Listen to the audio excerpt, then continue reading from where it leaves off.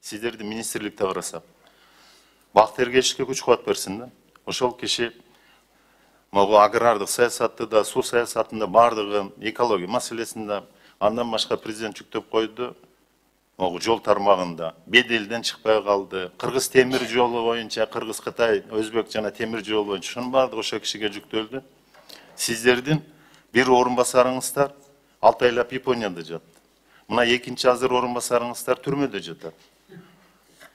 Үчүнчүсү орун басарыңыз сиздин астыңыздагы киши.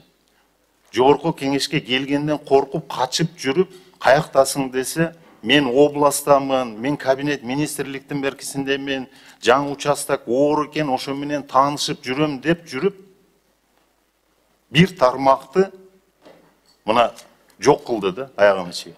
Анан аягында эмне болду? Августка жакынлашканда мен иштей албайт экен, мен кеттим деп туруп ушинтип алып кетип калды. Сиздин астыңызда отурган киши суудун сы тамгасын тааныбастан жүрүп, буга чейин да айттым эле, барып райондордо жүрдү, кой жеди, тамак аш жеп, экскурсия кылып жүрүп кетти да. Андай министр болбоңуз.